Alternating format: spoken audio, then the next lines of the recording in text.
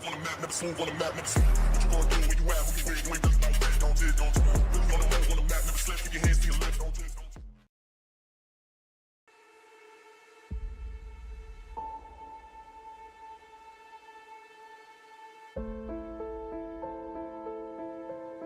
There might be some rain coming through.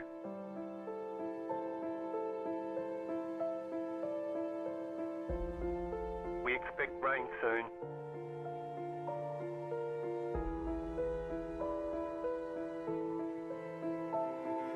Rain is close.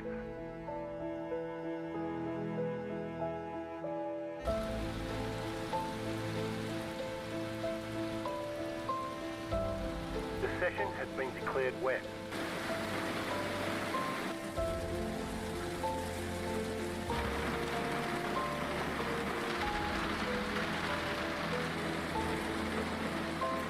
No sign of this rain stopping.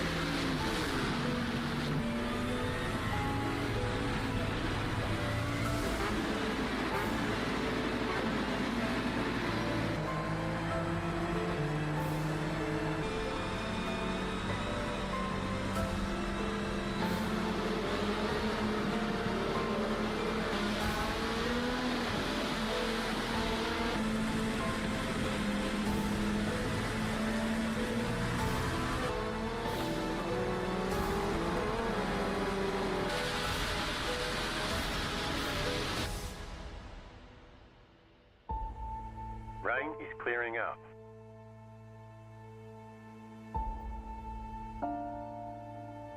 Rain should be gone for now. Nothing but sunshine all day.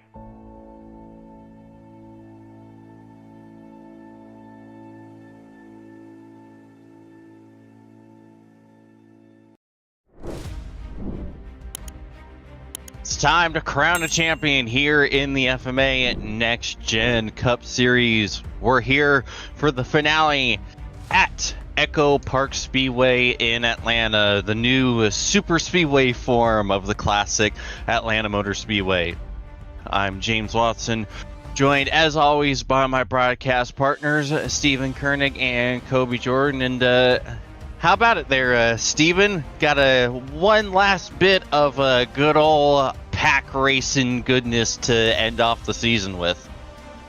Well, it was absolutely amazing last time out, and also now the points are close between the drivers. Look, first place, there is a fair distance away from one another, but the battle goes on. Take a look.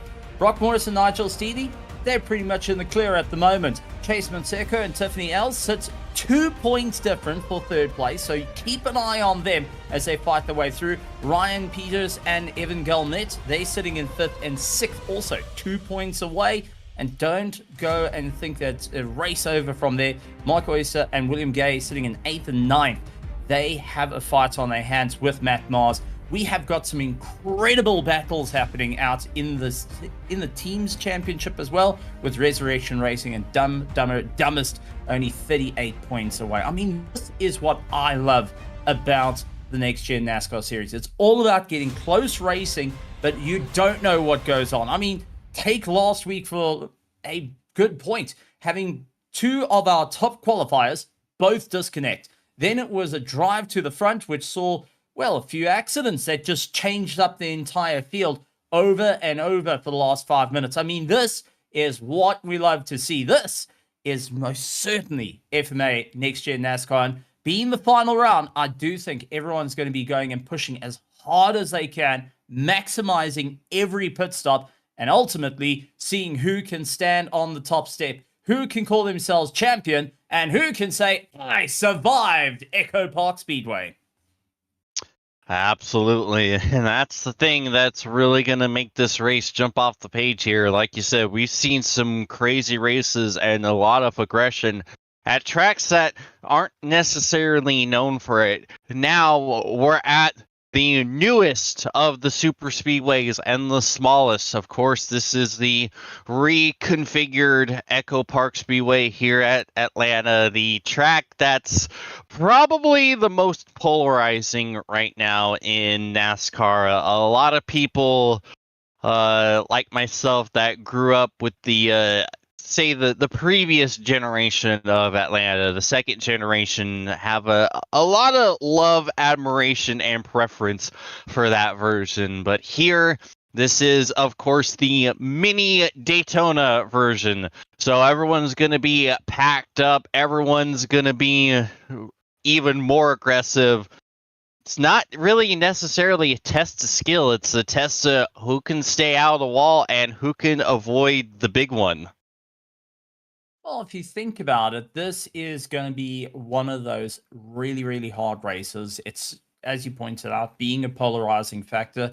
It also means who has had enough practice around this circuit, because if you're not a big fan of it, you're going to try and stick away from it. But when it comes to a championship like this, you got to push yourself out of the comfort zone, and our drivers will have to do that a little bit earlier. They're doing practice starts, and so far it was all looking okay, but no one really able to get the advantage off the wire. So this is going to be that interesting drive. Ultimately, I do think the circuit made open in 1990 to 1997. Well, this is the 1997 to present version, is going to be a different race in total. And I think the mindset of the drivers also come into it as well. Been taking a look at some of the discussions, drivers looking rather excited for it. Others are saying, well, I've got nothing to lose. I'm going for first place. And that's always what I love to see. If you got nothing to lose, push up to the front. Don't worry about it and see what happens. And that may be just enough to influence the championship as well. So we got some wild cards in this race that I truly think might sway the entire championship in everyone's favor. Brock Morris might just lose enough points that loses out that first place in the championship that he's been fighting desperately to hold on to, and has been a top runner for such a long time. Absolutely. It is all to play for, is exactly what you want to see if you're Brock Morris. Not. As we are just about ready to end qualifying and get to the starting grid. We have one starting, number one. Steven, I think we have the FMA version of the Stig. There we go.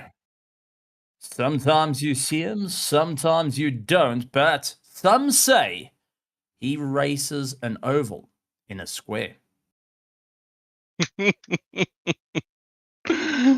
Oh, beautiful. Oh, that was perfection. But now, time to get to the starting grid.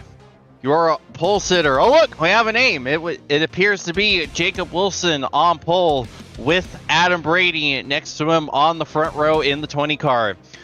We have Justin Daniels in the 02 next to Brock Morris in the 05 on row number 2. Row number 3 has 54 Chase Bullard and the 3 Paul Wentline. Row 4 features the 68 of Evan Gilmet and the 19 of Donald Ray. Rounding out the top 10, it is the 50 of Robert Howard and the 03 of Jeremy Eshelman.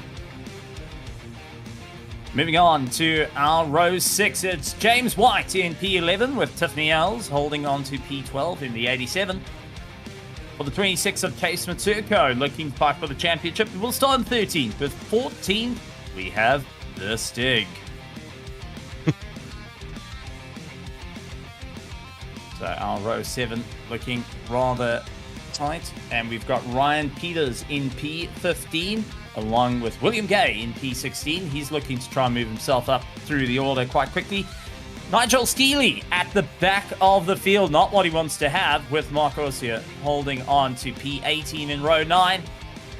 And rounding out top 20, we've got Jay Davis in the 317, and P20 is Jacob Williams, hoping to fight out in the 14 car.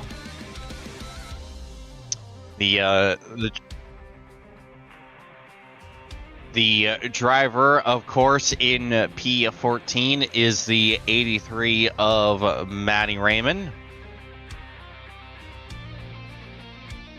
And with our drivers all lined up, I've got one question, James. We have seen the entire wheels come off of the start line. Putting your championship runners at the back of the field. Now, I don't know about you, but whenever I've seen this in circuit racing, championship runners will try and move up through the order as fast as possible. They will try and push as hard as possible, which lands up burning a little bit more fuel and tires than what they would like, and the circuit not entirely in perfect condition to go and really charge your way up through the order. You've got to really think about it as the sun sets around the beautiful circuit.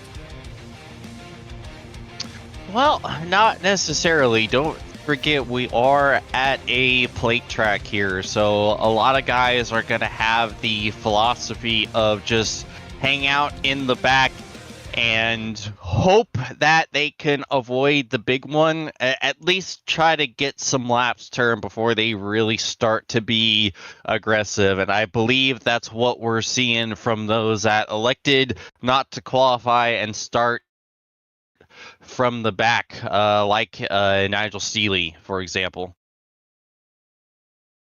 Well, Nigel Steely, second in the championships, got to get ready to go. But over to you, James. Yes, sir.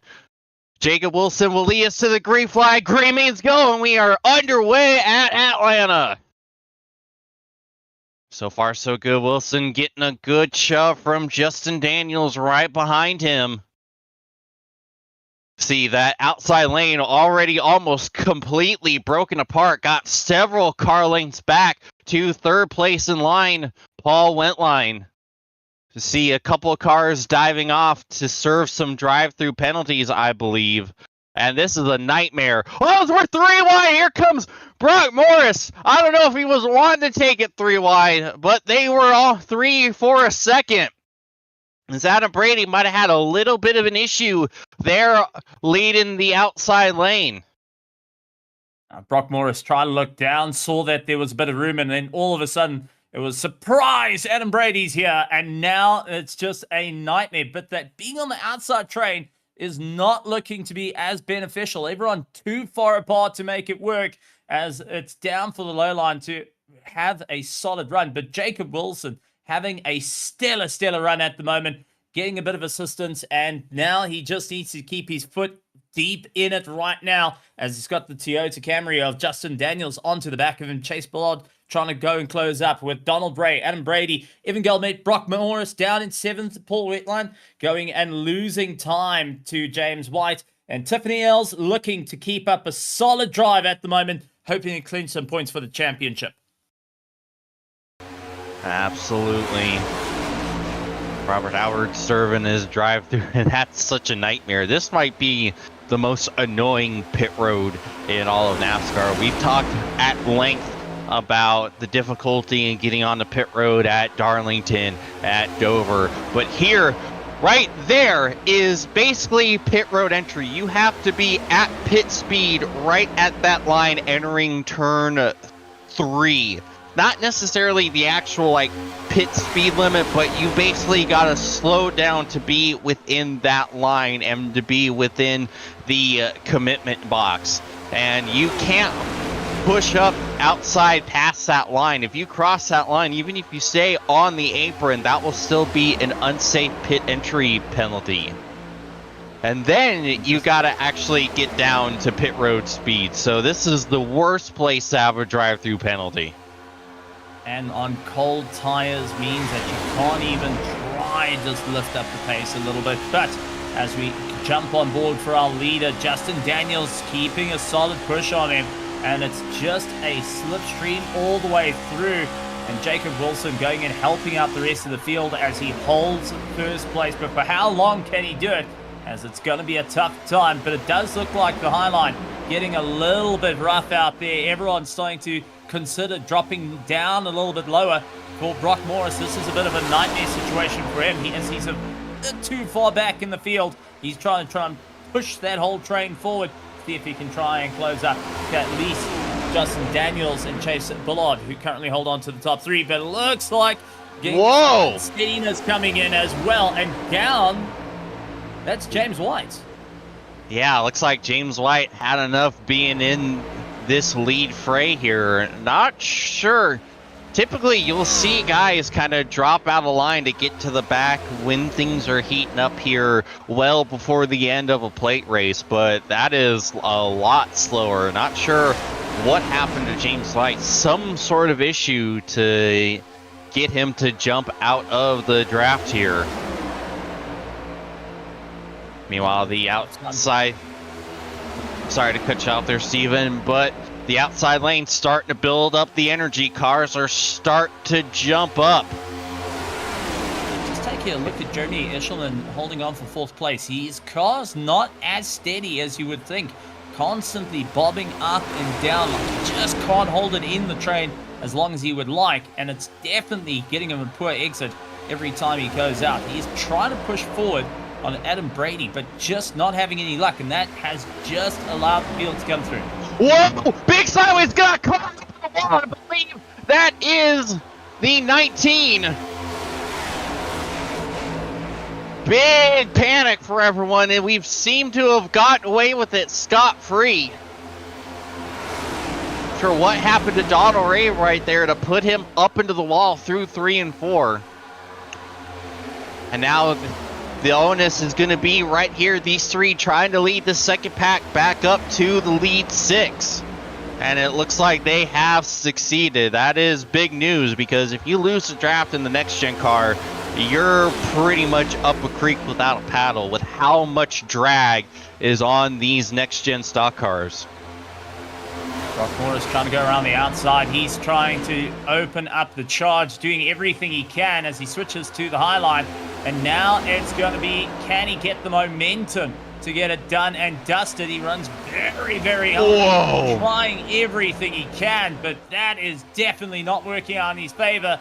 Drops back down as they head onto the straightaway. Absolutely mental, but he's really hoping for the rest of the field to help push him forward and see if they can get the queue back up towards the front.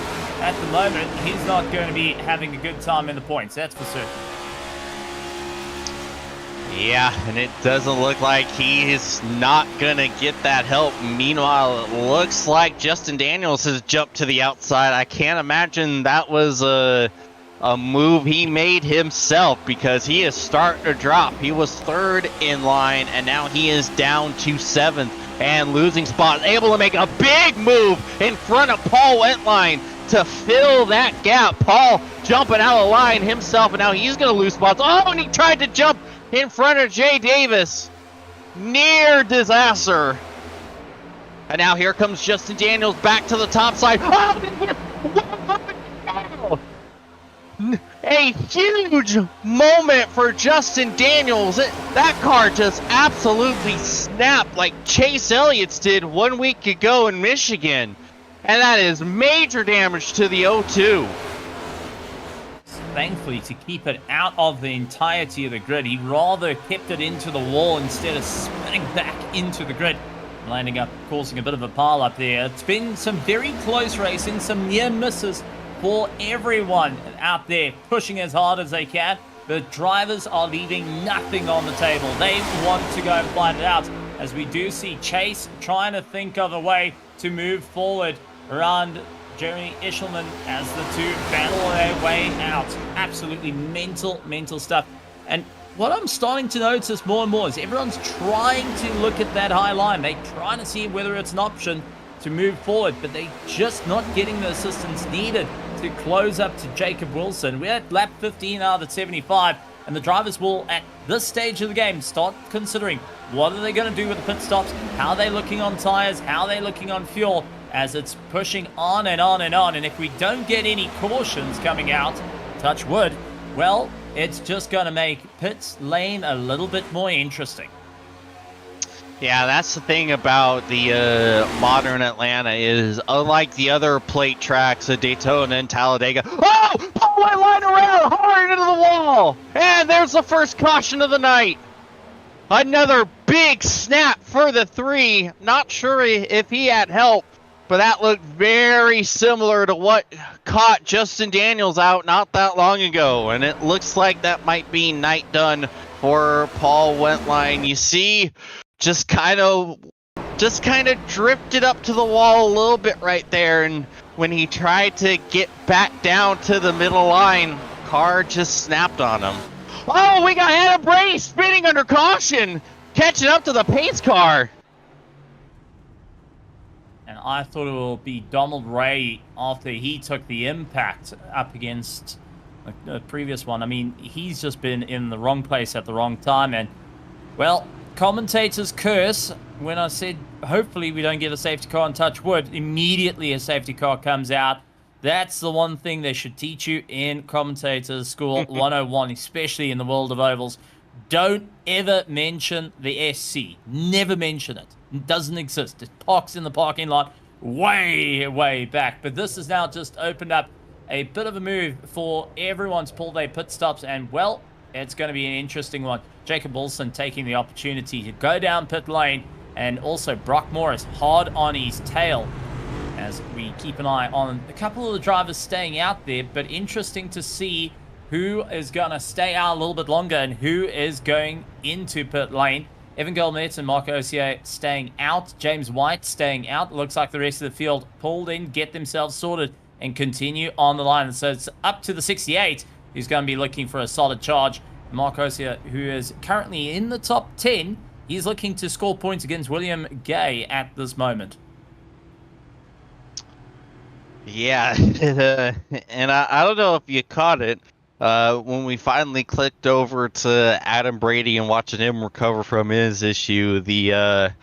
When Donald Ray caught up to the field, you could see the hood was all the way up on the windshield of that 19 car. So that gave you a full understanding on how bad the damage is for that 19. I imagine it is going to be a lengthy repair, but that caution definitely worked out great for Justin Daniels, allowing him to get some of his damage worked on from his incident.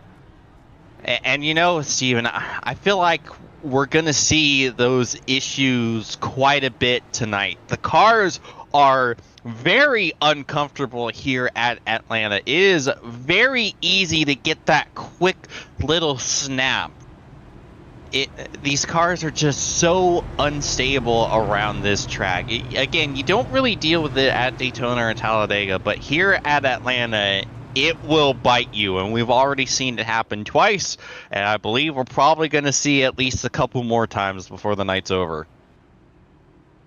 I tend to agree with you. Taking a look at the drivers as they were running on the high line, it just all let go underneath them, and it just seems like an absolute zero control. Once it goes, you just wait for the wall to straighten you out, and unfortunately it's landed up with one big hard bang, bringing out the safety car. We've been lucky the last couple of times. Well, now it comes down to this. Evan Gilmet and Mark Osier holding on for the front row, and let's see who's going to be able to get the run. Chase Billiard holds on for third place. Adam Brady in fourth. Brock Morris in fifth. Jacob Wilson in sixth place with Jeremy Ishelman. Chase Mitsuko, who's fighting out. He's third in the championship at the moment, needing to keep ahead of Tiffany Ells, who is in the championship as well. He's got William Gay up into ninth. William hoping to have a hard push in ninth in the championship, ninth on the road right now. Ryan Peters holds on to that top 10. This is going to be a mental game, and how many people are starting to play mental gymnastics of where they need to be in this grid. Where do they need to stand as we get ready to go green? Absolutely. Pace truck makes a hard left-hand turn on the pit road. Evan Gilmet will lead us back to the restart zone. Green means go. We're back underway at Atlanta. Great jump for the 68. Less so for the 12 of OCA. as OCA is already starting to get left as Adam Brady following his teammate Gilmet through into P2. Chase Bullard right behind them, third on the inside lane. OCA is going to have some help from Brock Morris. Maybe not. Here comes Brock jumping 3 wide outside. Oh, Mark OCA getting real tight, real close to the 05. Oh, almost contact once again as we're still 3 wide going down the front straightaway. As here comes Justin Daniels on the recovery run. Man, that decision to jump out, make it 3 wide for Brock Morris, that was a decision that did not work at all for our potential champion-elect here. As here comes Adam Brady jumping to the inside of his teammate. He's going to take the race lead. And now all of a sudden, Gilmet and Chase Bullard, they're leading the outside lane. As here comes Matsuko, following Brady through, trying to go back-to-back. And there goes Morris, finding his way back into the fray.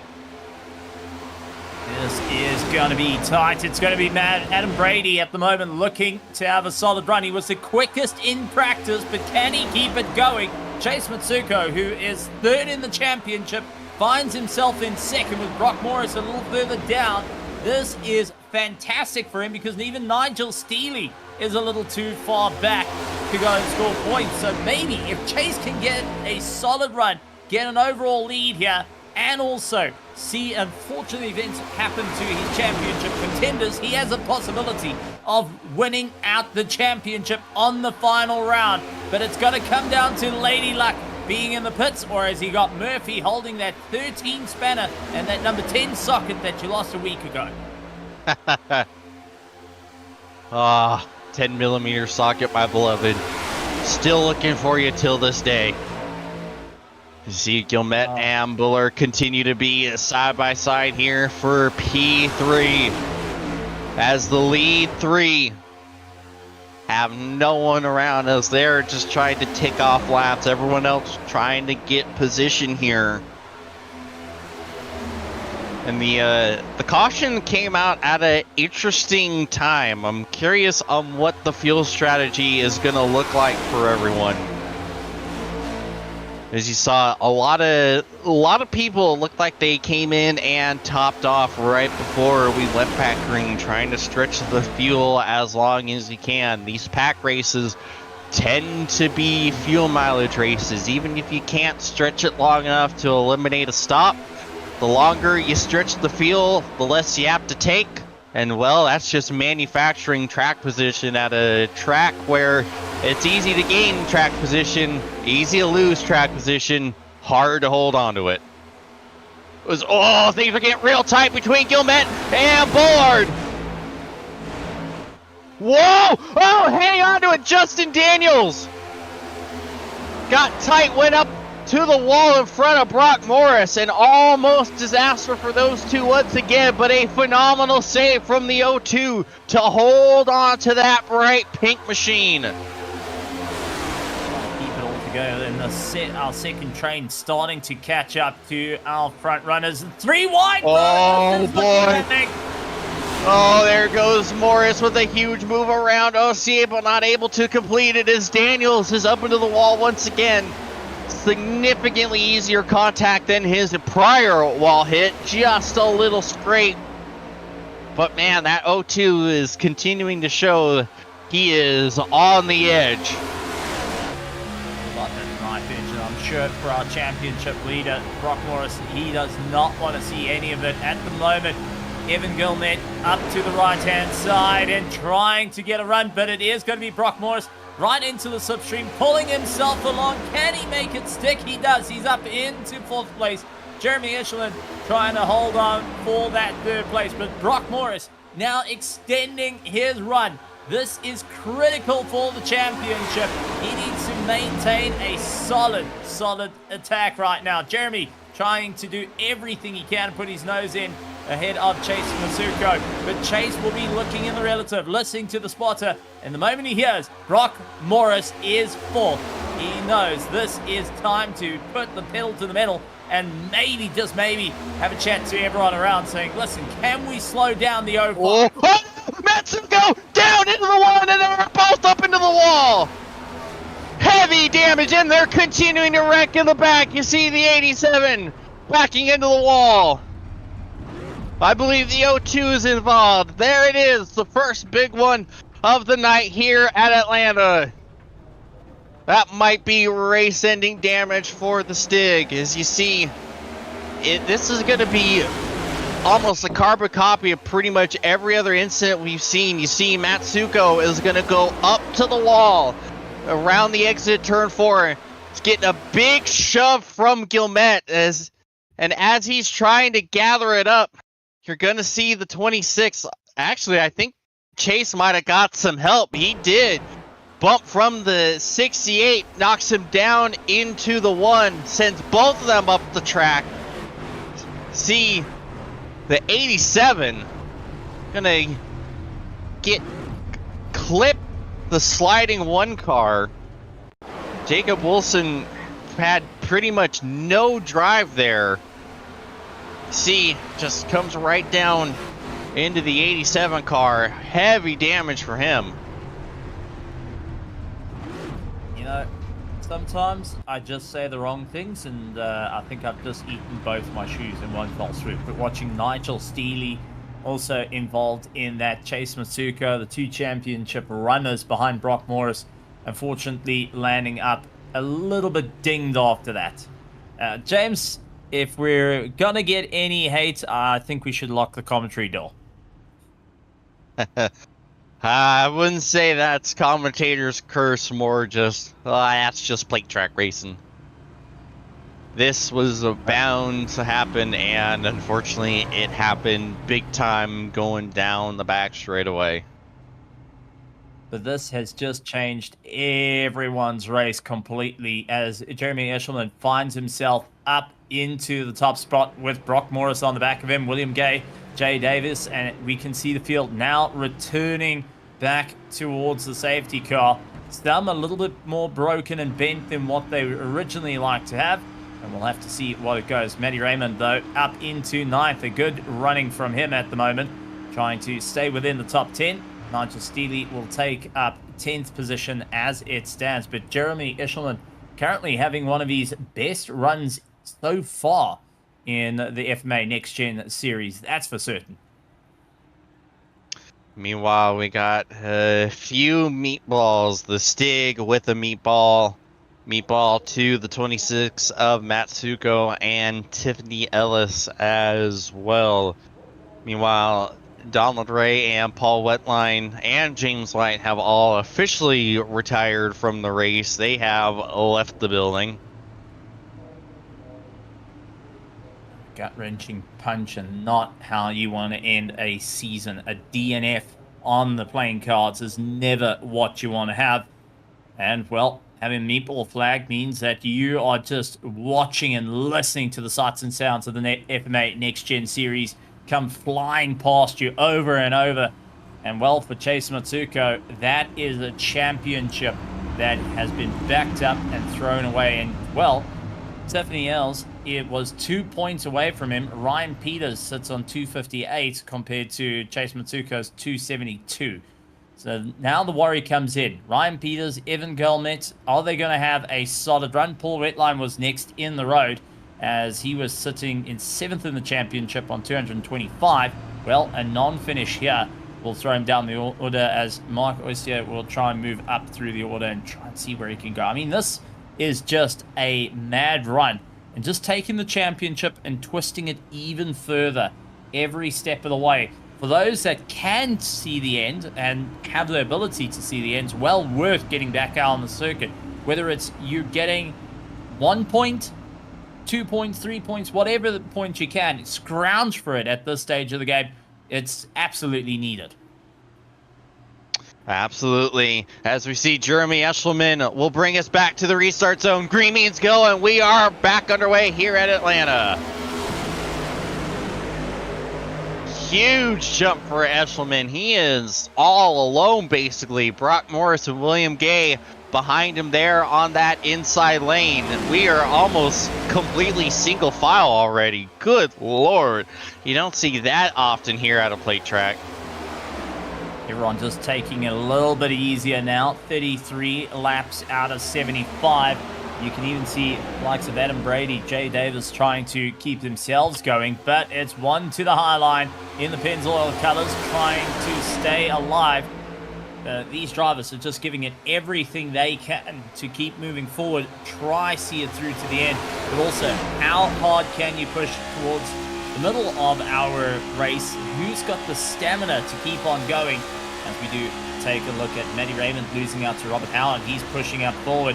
Robert not hanging back. He is really on the drive, but it's the 12 that's starting to slip down the order.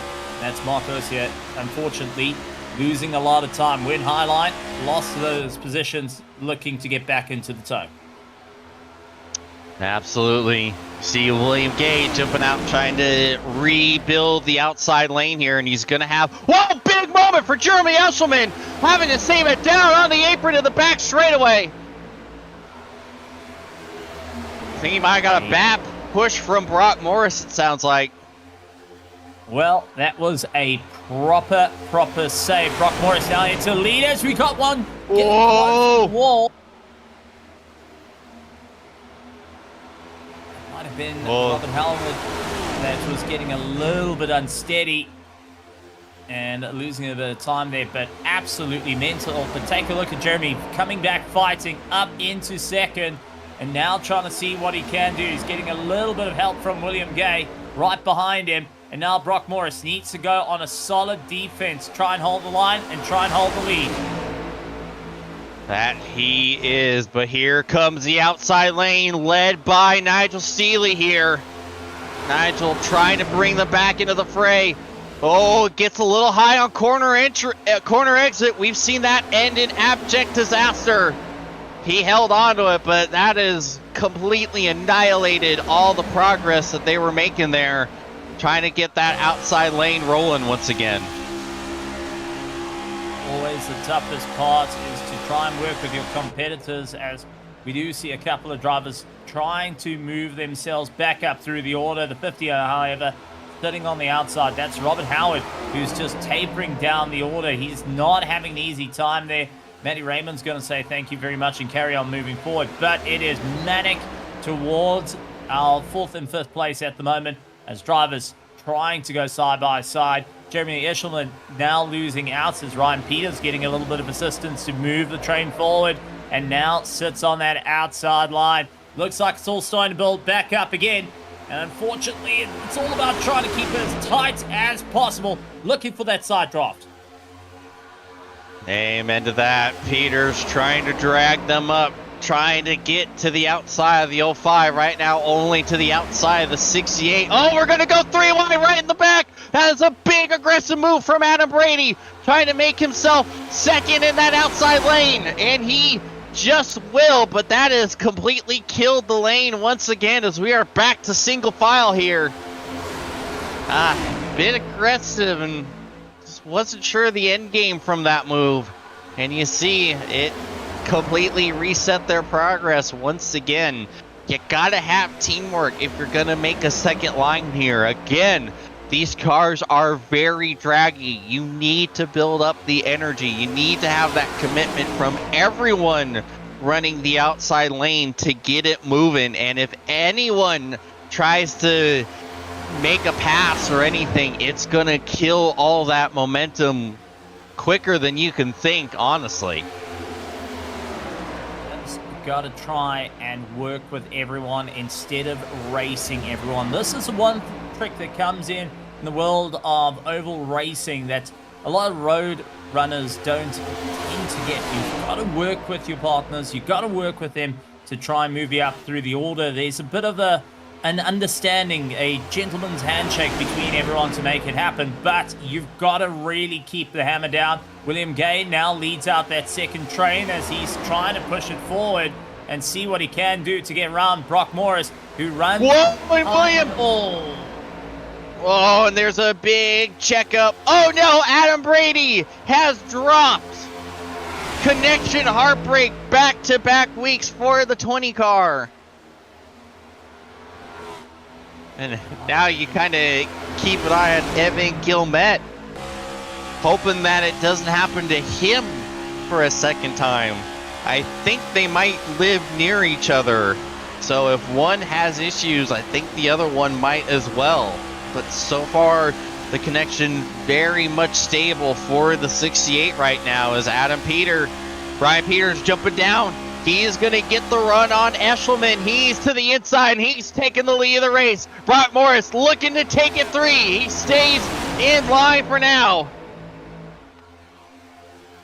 Whoa, you see Robert Howard dropping down onto the apron of the back straightaway a little bit as the pack is coming up to the heavily damaged 0-2 of Justin Daniels. It's going to make things very sketchy.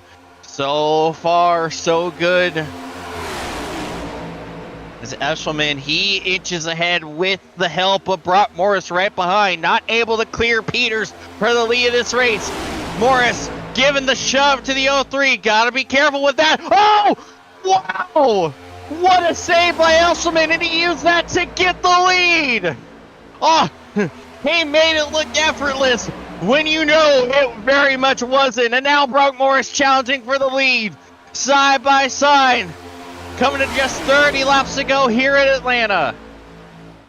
This is the most aggressive we've seen Brock Morris drive all long for the season. He is absolutely pushing as hard as possible. Whoa. Usually not having to worry about much, but this time is battling out as everyone is giving it the last little run. They know they're nearing the end here, and it's all about make it or break it. Everyone wants to see the final checkered flag, whether you're in the championship fight or not. Yeah, with how many cars are left in this race and where the points lead was, championship is done and dusted for Brock Morris.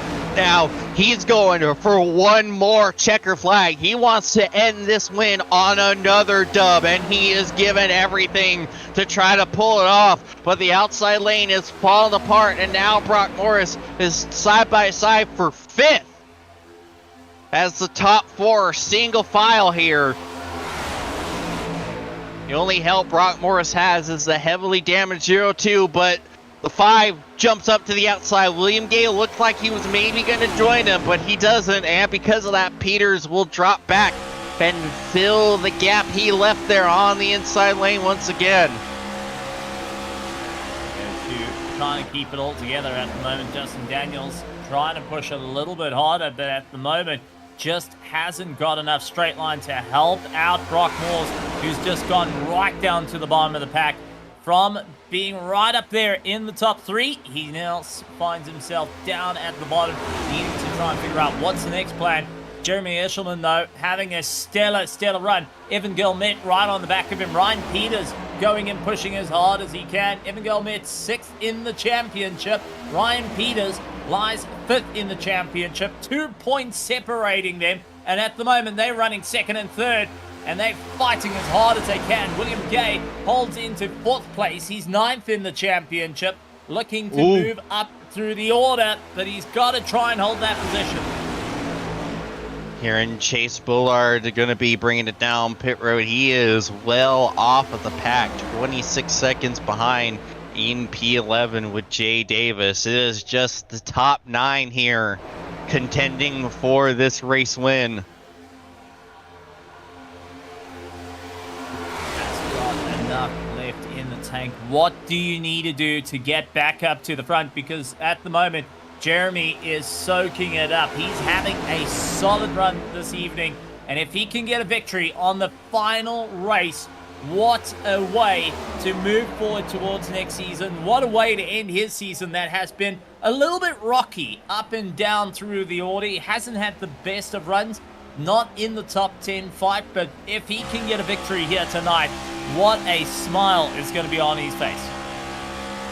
Absolutely. You saw him in contention for the top 3 last week, had the big moment with Brock Morris there on that next to last restart a week ago at Rockingham. Holding down the fort, trying to hold everyone off, hoping that the outside lane can't get it done right now. Whoa! A little bit of net code with the 75 and the 05. Saw the rear of William Gay's car jump up in the air. So far, They stay green, and thankfully for William Gay's sake, doesn't look like he got any damage from that netcode. As here comes Evan Gilmet. He jumps to the outside. He's trying to get the lane from Jeremy Eshelman. He's got no help for now, but here comes Morris trying to give him that shove. Eshelman looking maybe to block the outside. He will not. He stays to the inside. Gilmet trying to get the push from Morris here. They are side by side for the lead off of turn 2 as they are coming up to the lap car of Jay Davis, it looks like. Oh, Gilmet, he's going to drop in front of the 03. We have a new race leader. Eshelman and Morris, they're side by side for second, and here they come past the lap traffic. This is Jay getting Davis into mental gymnastics for Brock Morris right now. He gets put 3-1, not what he wants to have. And it's just turning into a rough one. Jay Davis wins and saw another 3-1. He's just, guys, leave me alone already. Jay trying to get out of the way of this freight train, and he will. And crucially for Justin Daniels, he passes Jay Davis, so he continues to hold on to the lucky dog spot if we get a caution. Ha! If. That's a funny one. At the rate we're going, I feel like it might be a matter of when. So far, still green. Gilmet leads Eshelman right behind in P2. The outside lane is gone once again. Right now, it's being led by Daniels, but that is doing them no favors. The damage of the front of that 02 car is killing them. Might as well be a parachute on the front of that 02, and now Morris is finally going to get out from underneath the 02 down into the inside lane as we are single file once again with under 20 to go from Echo Park. This is madness. Evan Gilmet at the moment looking to climb up in the championship. If he remains where he is, he's ahead of Ryan Peters, so you will win that one. Stephanie Els will get ahead into 4th place and possibly looking at a 3rd year if he can take a victory. But that is a very big if, as Jeremy Eshelman and Ryan Peters giving it everything they can to push that little bit harder. And the drivers are getting frantic. They're getting desperate. Everyone trying to see if they can move up through the order. And it's just turning into a bit of a manic race at the moment. Trying to move up and away. It is the 50 of Robert Howard looking on the high line as he tries to get around the 02 of Justin Daniels now, who has to try and keep in the slipstream every way possible. Justin Daniels cannot lead the train. He has to sit behind someone right now just to try and help that top end, but he's getting a bit loose on the exit.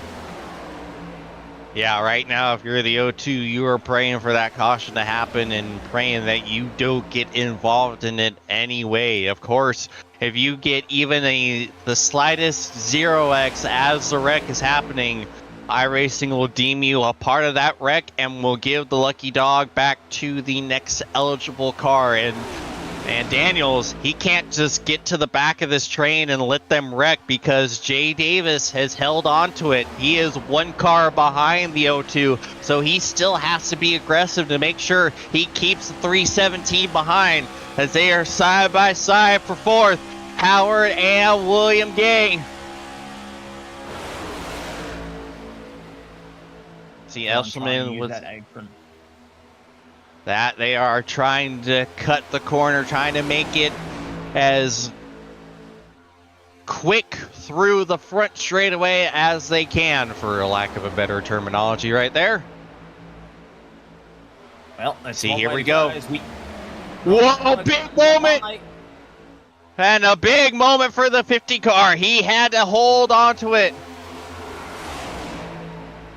And it just when it looked like we might get the outside lane running, they have fallen apart again. But just as it looked like it's fallen apart, it is back connected once again. Gay jumps to the outside, trying to get the run from Robert Howard, and Gay jumps down.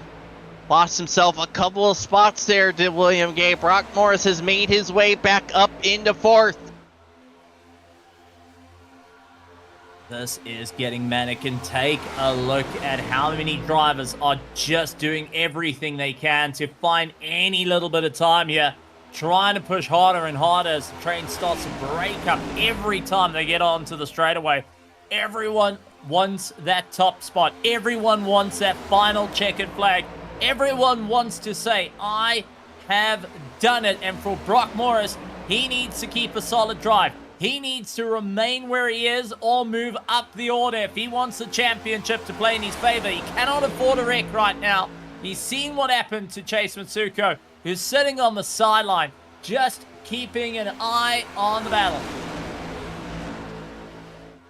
Absolutely. No one remembers who finishes second in the final race, but you always remember who won it. Skillman, he's got about the biggest gap we've seen for the leader probably all night right now. And they are getting restless behind Morris. Oh! Morris trying to get to the inside of Peters. Peters shuts the door. Morris had to jump to the apron and somehow held onto it. Great job from Brock Morris, but you can imagine the 05 is not happy with that as the 5 cut him no brakes right there. And take a look at the top of the train. It's the one car we didn't expect. It is the 02 of Justin Daniels, who's now trying to play a bit of assistance. Whoa, here comes Morris! Oh my goodness, absolutely shut the gap. I think that was a little bit of a protest move from what Ryan Peters did, but keep in mind, Morris made that move from going on to the apron in the front straightaway. Technically, you're under no obligation to cut that car any brakes, which Ryan Peters did not. Morris not happy, but that's kind of the rules you're playing by when you make a move on the apron there through the quad oval. As we are under 10 laps to go here. Oh, Robert Howard sideways. Oh, contact Morris and Peters. Oh, hard impact against the wall. Yeah, that is probably going to be night over for the 5 of Ryan Peters. So I just saw the fender of that 5 car get launched into the air right there. And you see what happened. The 50 and the 05 pushing. I think Morris may gave just a bit too much of a shove there to the 50. And then you see Morris come down into the 5 as he's trying to gather it up.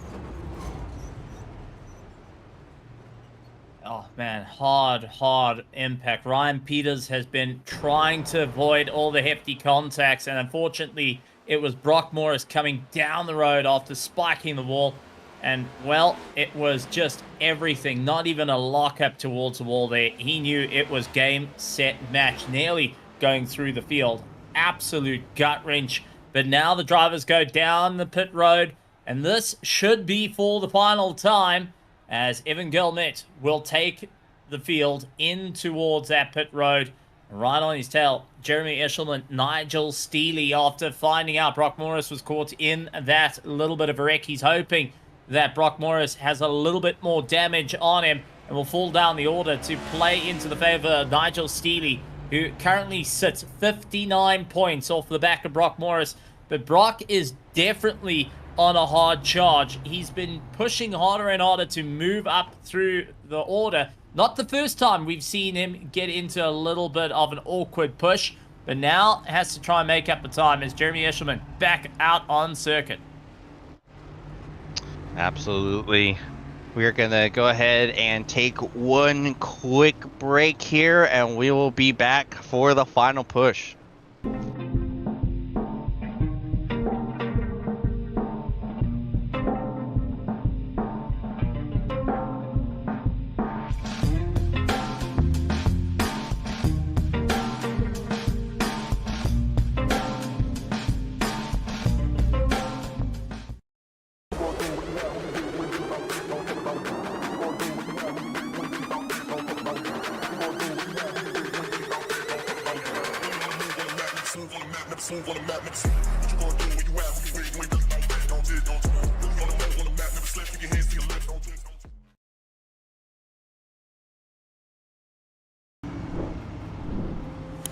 Alrighty, we are back. And it looks like Jeremy Eshelman was able to jump Evan Gilmet on pit road. CJ Davis get ready to take his wave around here to get back onto the lead lap. Now Justin this Daniels has got huge championship complications coming into play here, as we got a couple of drivers able to get some repair work, but also take a look at the 50. I mean, unfortunately, not what Robert Howard wanted to have after that incident. But James, we're into the last 5 laps of the final race of the season. This is now make it or break it for the championship. This is make it or break it for the final race. This is where the red mist comes down for all the drivers. And, well, if sanity is still around somewhere in those helmets, it's most certainly fighting back through all the demons of, I've got to win this at all costs. Yeah, Steven, there is no sanity at all whatsoever left in these helmets. We are going to have 5 laps to go at a plate track with the win on the line. Yeah, expect things to get pretty silly here. Just taking a look, Chase Matsurko from pit lane just apologizing after the contact early on. So he's even saying, hey, look, guys, I made a bit of a bugger up today, and he's watching from the sideline for everyone out there and watching the championship rivals. As Jeremy Eshelman leads us back to the green flag. Green means go. We are back underway in Atlanta. 5 laps to go from Echo Park. Eshelman able to hold the lead. Gilmet jumps behind the 0-3. You see Nigel Steele having to give up the spot to Matty Raymond. Raymond with a great run through the center. And let's see who is the first one to jump to the outside. Who is the one that tries to build this outside for one last run to the checkered? Gilmet almost shoving Eshelman through the corner. 4 to go. And here comes Gilmet. He jumps to the outside. Steele jumps to the inside of OCA, who is holding to the back of Gilmet, trying to push him through. 2 by 2 by 2. And now Justin Daniels makes it 4 rows of 2 here. Gilmet slides up the track just a little bit. Eshelman trying to hold him at bay. 3 to go from Echo Park. So close right there at the line. Gilmet was just not able to get the lead right there. Potential taste test of... This is everything. This is everything for Eshelman. After last week, the heartache, he's now looking at that solid run into first place. I mean, this is what he wants. Nigel Steele holds himself in second, needs to try and move up to the front, but he's also keeping a very close eye on where Brock Morris is in this run as well, hoping that Brock Morris stays at the back of the field to possibly get a little bit closer in the championship. Absolutely, as we are 2 to go. We are all single file. So now, once again, who is the one that makes the jump to the outside? Steele shoving Jeremy Eshelman through the corner. Off of turn 4, white flag, 1 lap to go in the season, as here comes Steele. He's going to get help from William Gay, his teammate. Eshelman, that's contact. They're rigging at the front. Justin Daniels, he has made it through. He is all alone right now. William Gay, can he get the run? Oh, but it might not save him here. William Gay is trying to catch up to him, trying to get the run. I don't think he will. Turn 4, checker flag. Justin Daniels wins at Atlanta. Oh my goodness. What in the world did we just see? We have witnessed a call that both of us said he has no way to get up front. Just take the victory. William Gay right on the back of him. Evan Gilmet, Robert Howard, Matty Raymond, Jay Davis. But once again, final lap down to the wire. Jeremy Eshelman finally looking at that podium, gets it snatched at the line. Oh man, heartache for Jeremy. You just can't make this up. It looked like Nigel Seeley and William Gay just kind of lost track of where they were and bounced off of the wall down into Eshelman entering turn 1. Justin Daniels able to avoid the calamity, and just like Mike Joyce said in 2020, with a car fit for the scrap heap, brings home the win at Atlanta, while Brock Morris does his own donut celebrating the championship here in the FMA Next Gen Cup Series. Oh man, Nigel Steele was in that crash. That means it was so close to a victory. It was so close for a solid run, but it was just not the season to get it done. And well, when you've got the power of anime behind you, you've got the power of, well, the Magica girls, well, the O2 is where you want to be, and putting on a massive show here at Echo Park Speedway. Well done, and all the ooh-oos to you.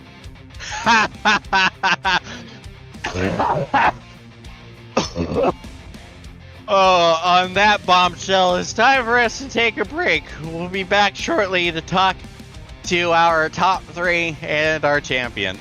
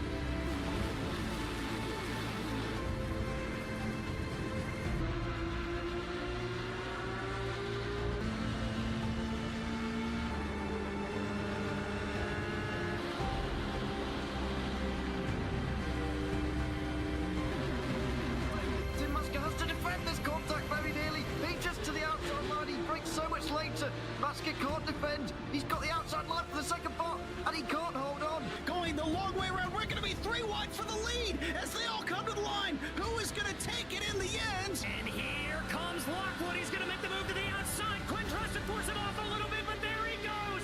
It's going to be side by side through turn 1. Will he be able to cover him off? He does.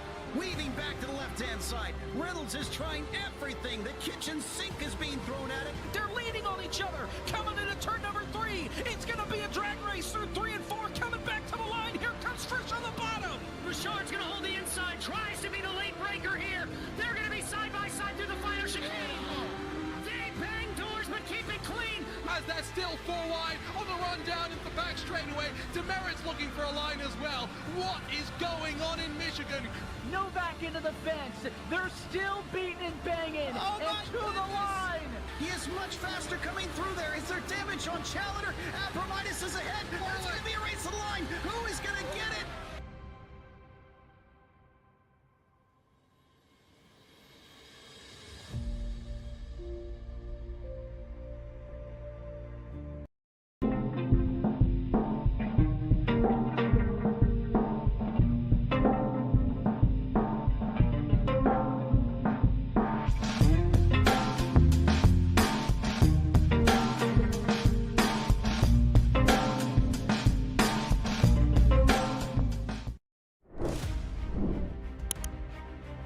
Alrighty, we are back, about ready to talk to our top finishers, but first we'll go ahead and get through the final results of a wild season finale here at Echo Park. Your race winner, Justin Daniels from William Gay and Evan Gilmet, with Robert Howard and Matty Raymond rounding out the top 5.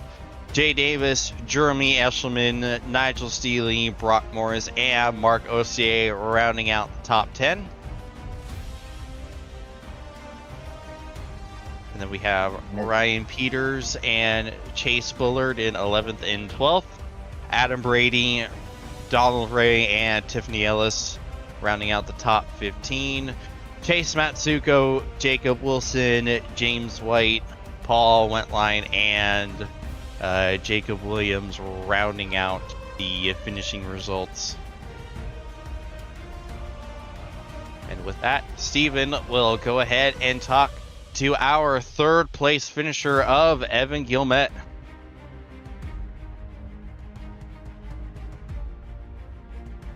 Evan, welcome to the commentary box, and what a race for you. Dumb, dumber, dumbest. Well, it looks like you gotta be strong if you're gonna be dumb. Catching a third place, how are you feeling? Pretty good. That was a pretty fun race there. Definitely up on the wheel the whole time. Now, I've got to ask, the start was a little bit manic for you. You were up and down through the order, trying to think what to do. What was your game plan coming in tonight? The final round of the championship. You know you got to give it everything you got. You're 6th in the championship, 2 points behind Ryan Peters, a couple of points ahead of Paul Wentline. What was your thoughts to move up through the order to really finish up on a high note? Honestly, my goal was to finish. I knew it was going to be pretty chaotic, especially at the end of the race. So I tried to just see what worked and didn't work at the beginning, so I knew what to do at the end. Run the bottom seemed to be the play. Kind of just stay there. I led some laps there and figured out, watched what Eshelman was doing behind me, and see what I needed to do at the end of the race. If he or whoever was had to make a move for the win. And let's talk about that ending, because you had to drive through the smoke, really trusting not to go into anyone. What went through your mind when suddenly chaos just broke out around you? Well, I cut hard left to try to get below the O2, and I think they made contact up there. I'm not sure, but then I saw Eshelman get loose, so I kind of cut harder left, and I just kind of held the wheels straight and kept it floored. I didn't really want to get caught up in it. Well, you most certainly had a brilliant run tonight, and ending on the podium for the end of the season. Not a bad way to go.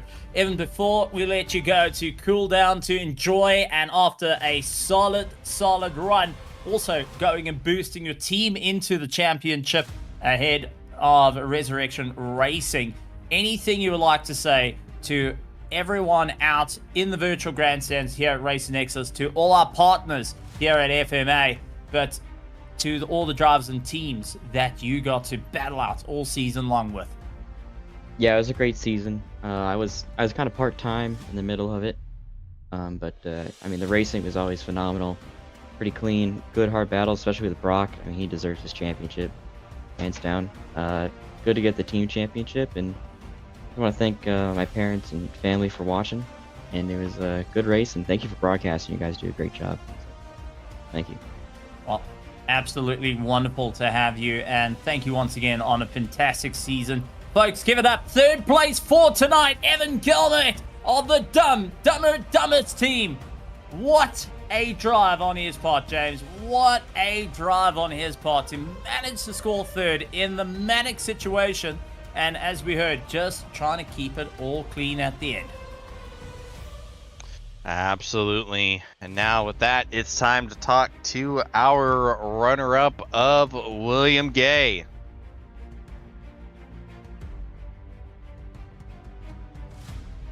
William, James in the booth, you got a copy? I got you, James. Well, I think you know what my first question is going to be. What in the world happened there going into turn one on the white flag? So I was behind my teammate, and I was trying to push him to the front. And I don't know. I went back and looked at the replay. I think the car below me, and I don't know. I just got really tight there and smacked the wall. And I tried to keep it on the wall, but it just.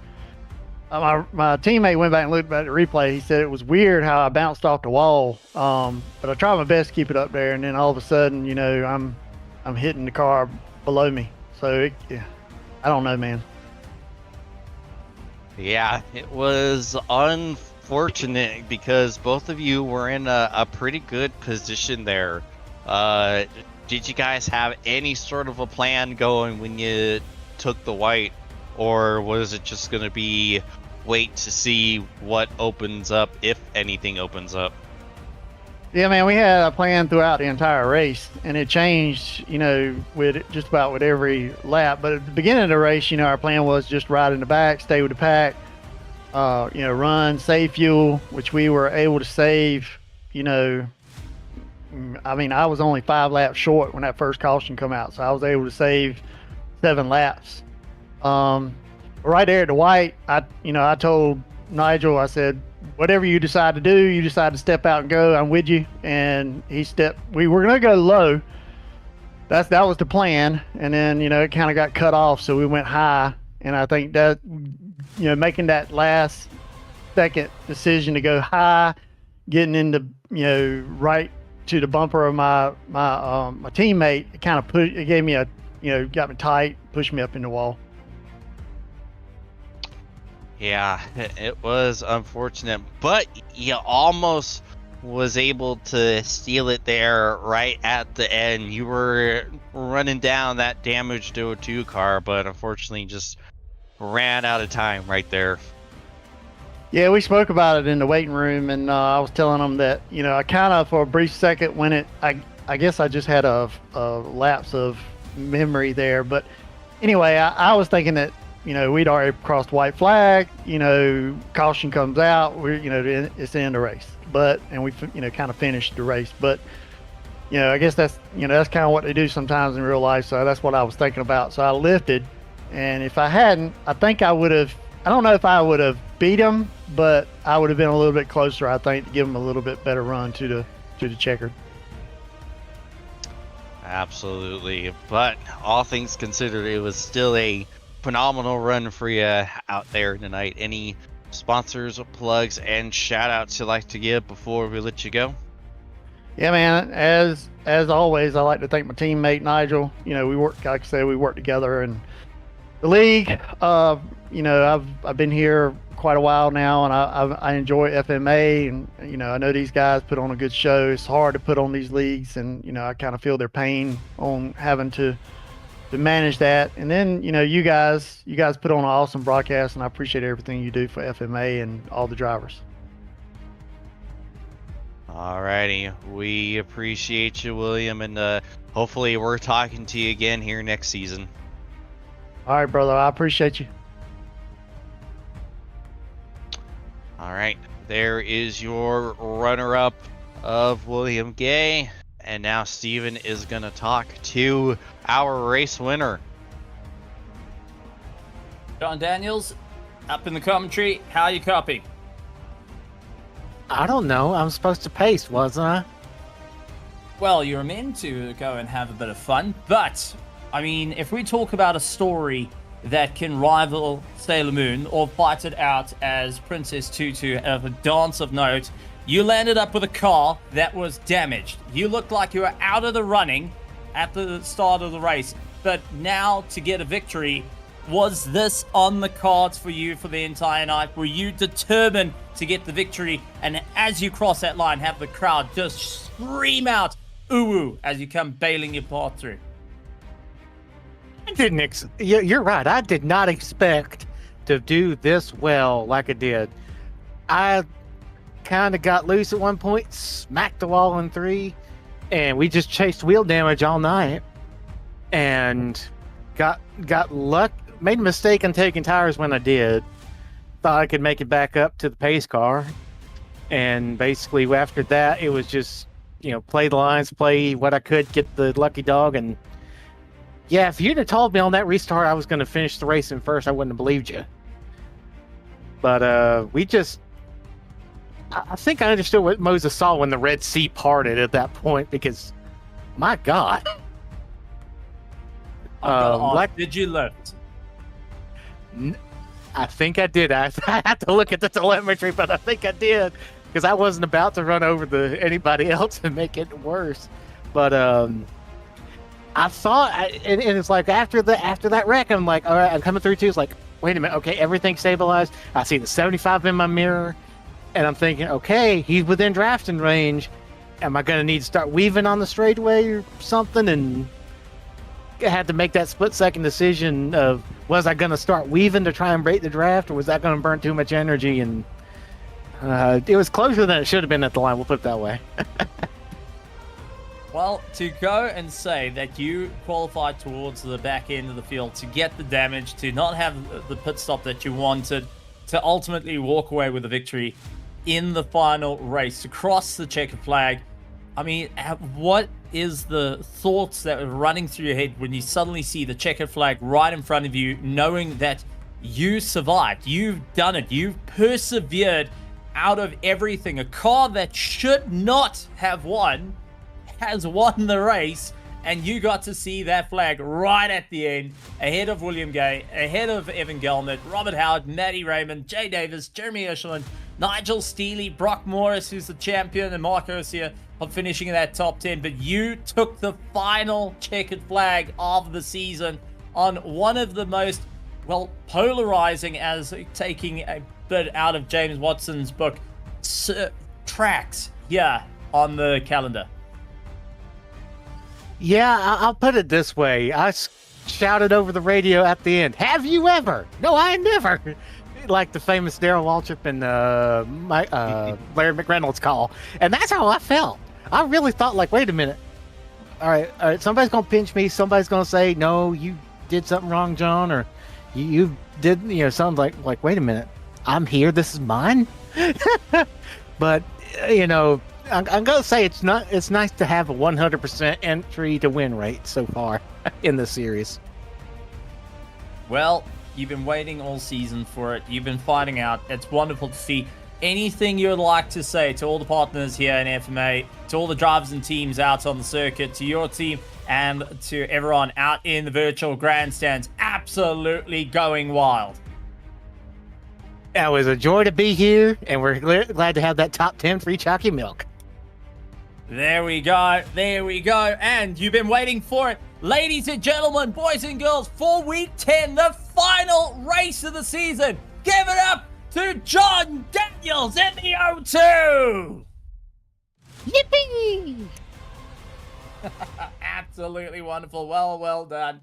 John Daniels taking the victory there. And, well, all I can say is you got to have a story of getting knocked down to bring yourself back up, realizing the power is inside you to go for the victory.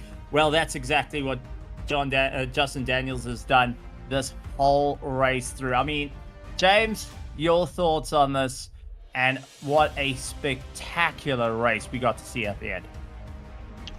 Absolutely. It was, that was a absolutely crazy race that I don't think any of us are ever gonna forget.